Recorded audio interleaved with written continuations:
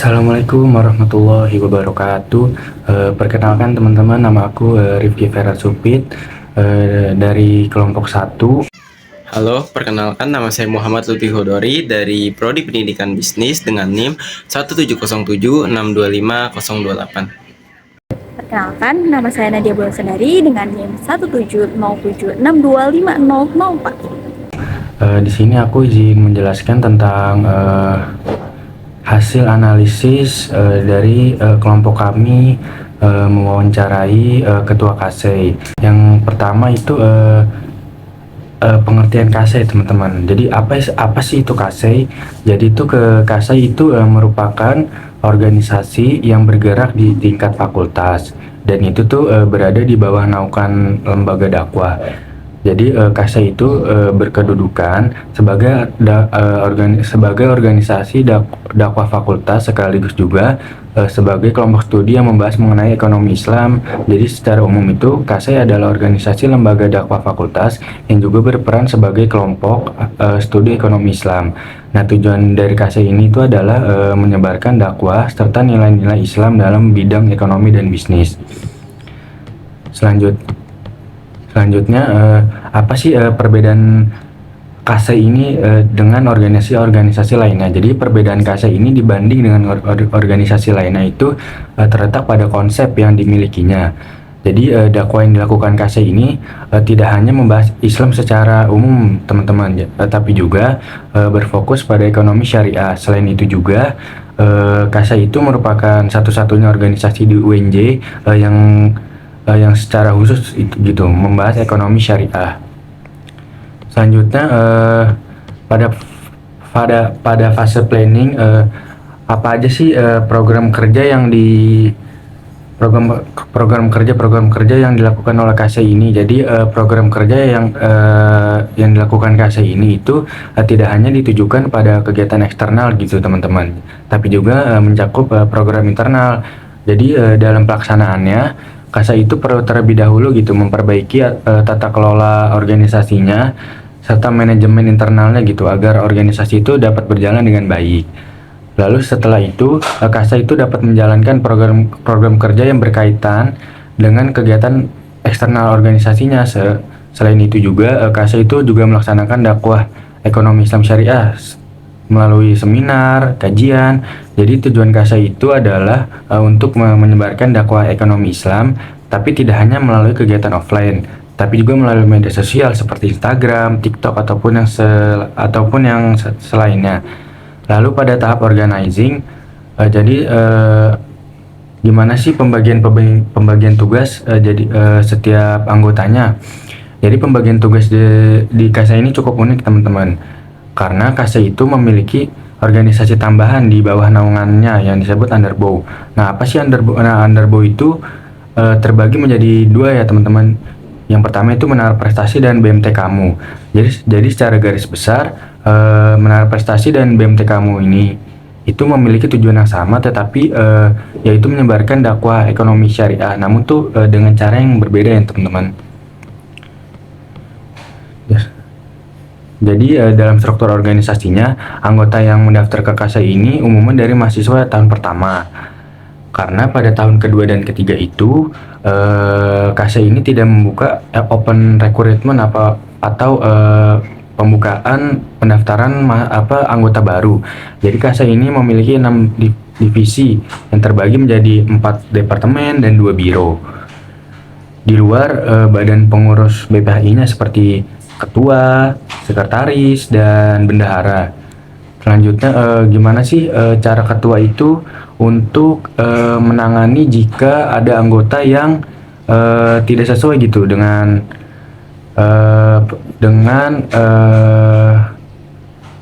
kemampuannya di setiap bidang. Jadi cara Kagalang ini sebagai ketua dalam mengatasi anggotanya itu yang kurang sesuai dengan tugas atau penempatan yang udah didaftar gitu sesuai anggotanya.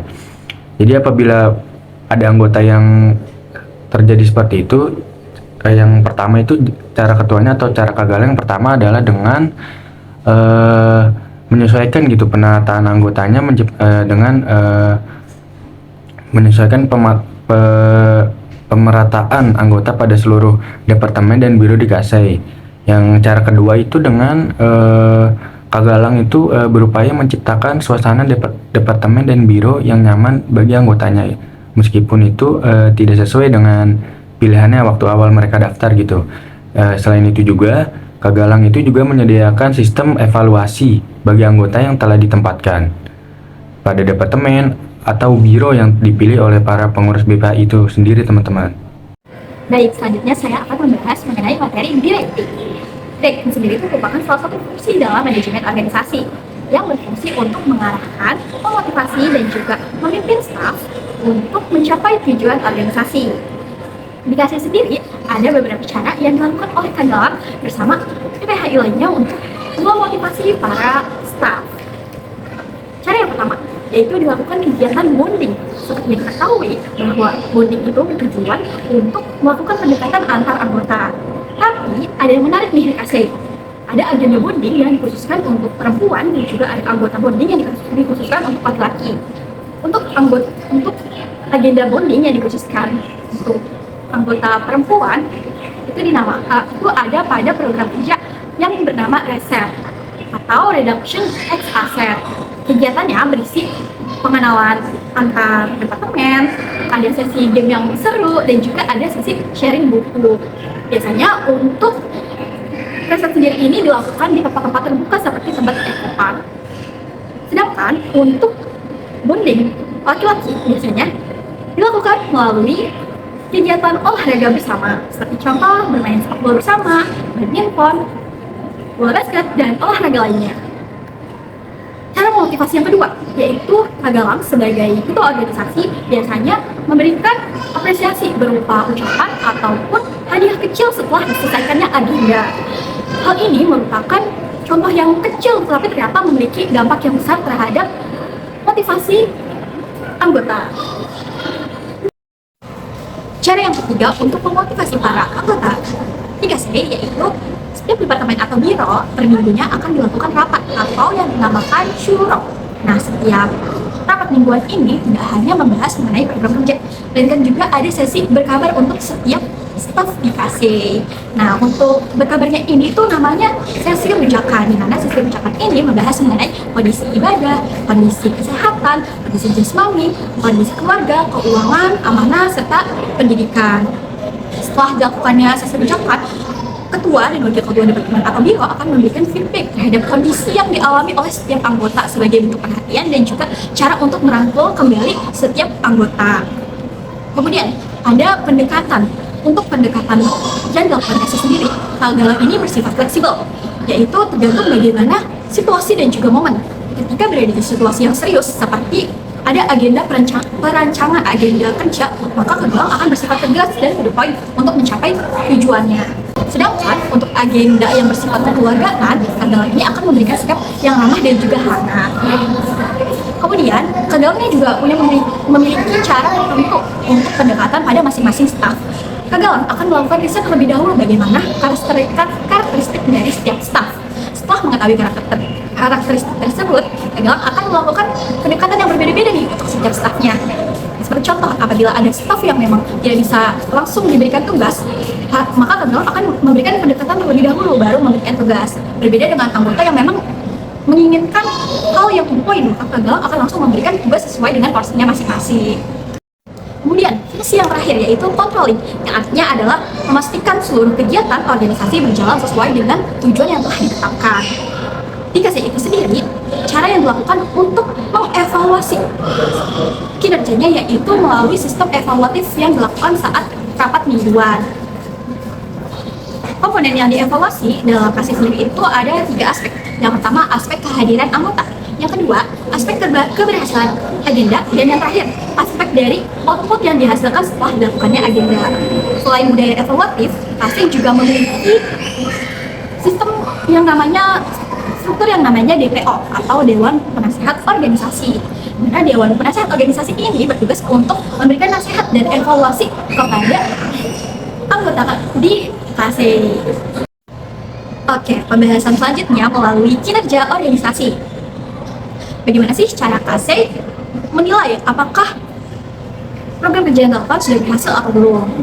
Nah, cara menilainya itu bukan dinilai dari seberapa banyak agenda yang berhasil diwujudkan, tapi KC ini punya konsep penilaian yang memang terstruktur, di mana pada awal periode KC bersama DPO, Dewan Pelaksana Organisasi, menetapkan KPI yang akan dicapai selama satu periode. Nah, setelah KPI ini dibuat, maka akan ada sistem evaluasi pada pertengahan periode dan juga akhir periode. Di situ akan terlihat apakah KC ini berhasil mencapai KPI yang telah ditentukan pada awal periode atau tidak. Begitu cara sistem mengetahui keberhasilan. Berikutnya, dampak yang diberikan KC terhadap mahasiswa. KC mampu memberikan dampak positif terhadap mahasiswa di Universitas Negeri Jakarta. Salah satunya yaitu dengan adanya pergeseran pemakaian bank konvensional menjadi bank syariah. Kemudian, sekarang juga mahasiswa di Universitas Negeri Jakarta itu lebih aware terhadap transaksi-transaksi yang dilarang oleh Islam.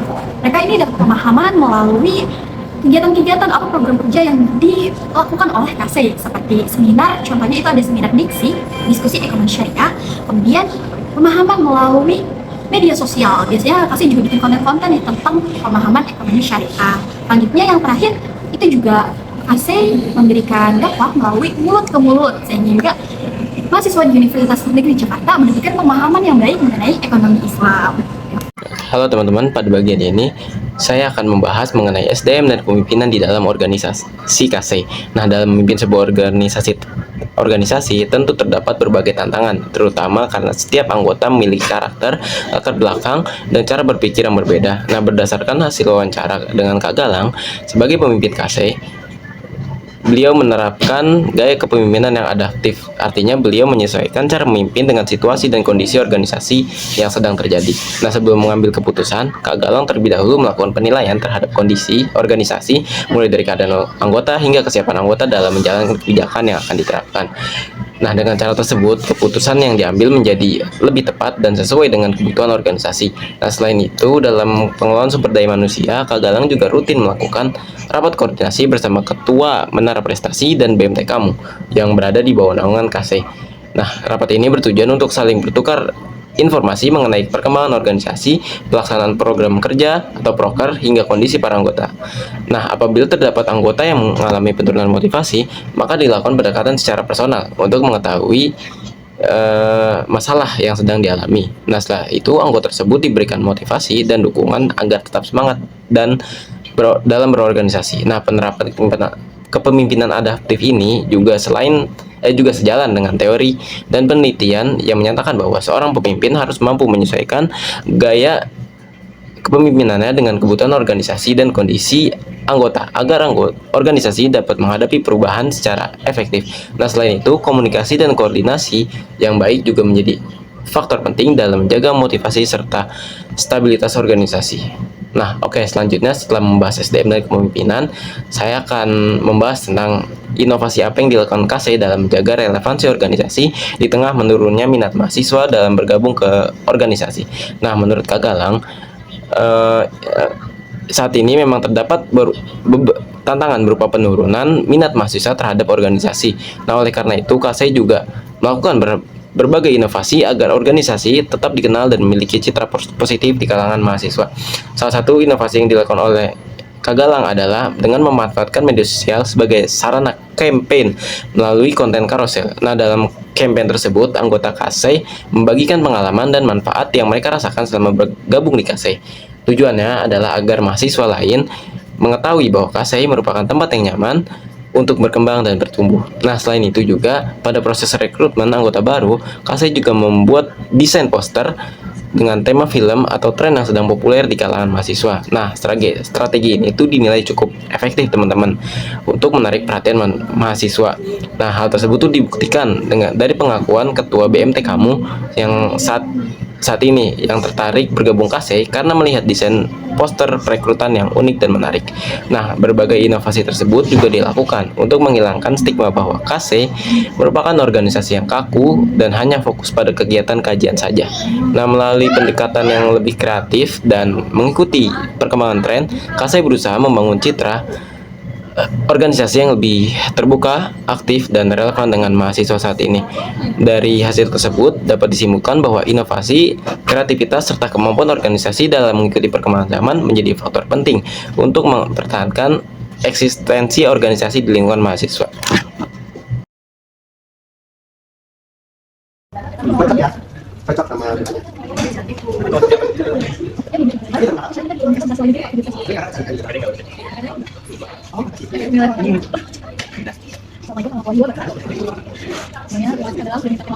hadiah diwawancarai oleh kelompok kami.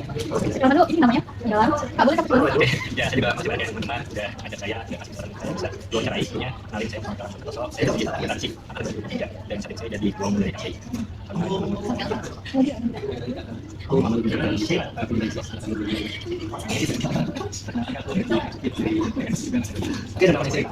Saya boleh nggak? Jadi kita mau nanya jadi kelompok itu memang dasar dia masuk komisi. Nah, kita kasih ini sebagai organisasi yang mau dianalisis manajemen sistem manajemen. Kegiatan yang pertama organisasi dulu kayak kasih itu organisasi. Mau tahu dulu.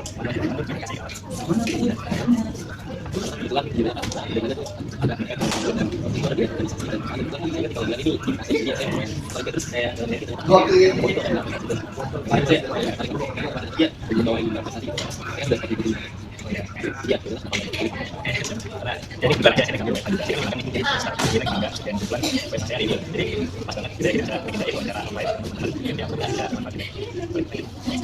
Jadi kan saya jelasin apa itu organisasi. Ya, terima kasih banget. Lalu biar teman-teman lebih. Ya, jadi mungkin sebagai perkenalan awal saya kasih itu organisasi yang kita di fakultas jadi kalau kita lihat melihat di organisasi banyak organisasi kayak di fakultas ada BEM kemudian di Koni terus di anak seperti tapi ada juga organisasi yang di luar dari ranah seperti tadi kita lihat sudah ada di channel terus ada juga lembaga-lembaga lain seperti ada ASEI sama ASEI sendiri kita sebagai organisasi yang ada di lingkungan lembaga jadi ASEI ini cukup unik karena ASEI merupakan organisasi yang mana orang kita dudukannya sebagai lembaga fakultas jadi kalau misalkan prakteknya belum tahu jadi tiap fakultas ada lembaga fakultas jadi ada di asalnya kita ada universitas tapi ada fakultas sama FEB punya lembaga fakultas masing-masing kalau FEB sendiri juga lembaga fakultasnya setelah ada BESODI sama yang kedua kami besok ASEI lalu selain sebagai lembaga fakultas ASEI juga menjadi kelompok studi jadi apa sih maksudnya kelompok studi mungkin pernah juga organisasi kelompok studi sama kelompok studi ekonomi nah kalau misalkan ASEI kelompok studi ekonomi Islam karena membahas ekonomi Islam walaupun di UIT sendiri jadi masih belum ada prodi yang membahas tentang ekonomi Islam saya ASEI sudah mulai jadi organisasi yang membahas Islam jadi secara garis besar ASEI itu adalah organisasi yang